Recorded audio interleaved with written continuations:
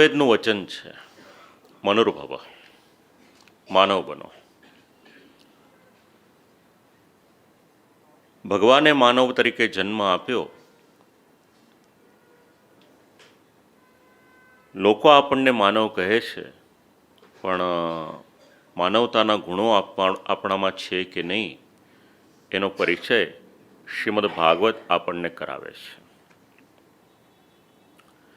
શ્રી ઠાકોરજીની કૃપાથી દુનિયાના ઘણા બધા દેશોમાં શ્રીમદ ભાગવતજીના 11મા અધ્યાયના 7 થી 8 શ્લોકો પર કલાકોના કલાકો સુધી પ્રવચન થયા.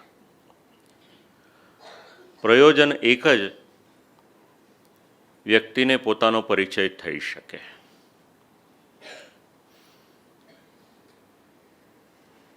માણસ તરીકે જન્મ્યા, પૂર્વજન્મનું પુણ્ય અથવા તો ભગવત કૃપા. પણ ભગવાને આપણને જે બનાવીને મોકલ્યા એ કર્તવ્ય આપણે નિભાવીએ છીએ કે નહીં એનો પરિચય અગર આપણને કોઈક કરાવે છે તો શ્રીમદ ભાગવતજીના આ શ્લોકો કરાવે છે. શબ્દ છે માનવ સેવા. કોઈની પણ સેવા કરીએ. ભગવત સેવા તો છે જ. આપણે વૈષ્ણવ છીએ. વૈષ્ણવ થવું પણ સરળ નથી. વૈષ્ણવ થતાં પહેલાં માનવ થવું પડશે. જો સારા માનવ થઈશું તો વૈષ્ણવત્વ સાર્થક થશે.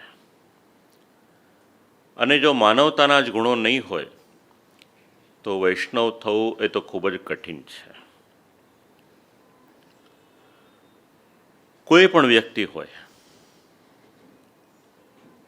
યથાશક્ય સમય આવે, બીજાને માટે કંઈ પણ કરવાને માટે સામર્થ્યવાન હોય, એ કરવાને માટે એની તત્પરતા હોય તો એ વ્યક્તિ માનવ તરીકે શોભે.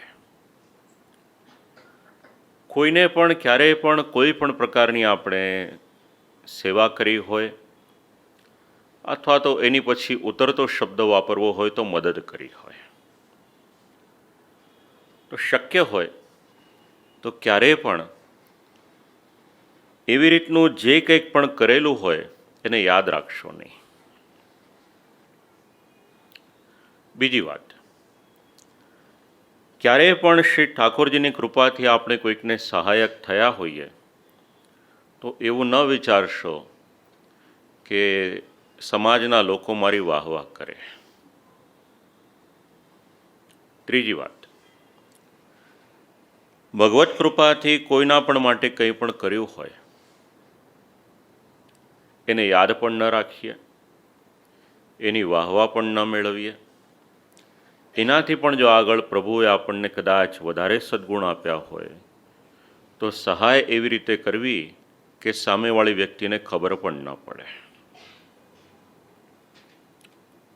કરીને ભૂલી જાઓ. ભગવાનની પણ આ જ આજ્ઞા છે, મા ફલેષુ કદાચન.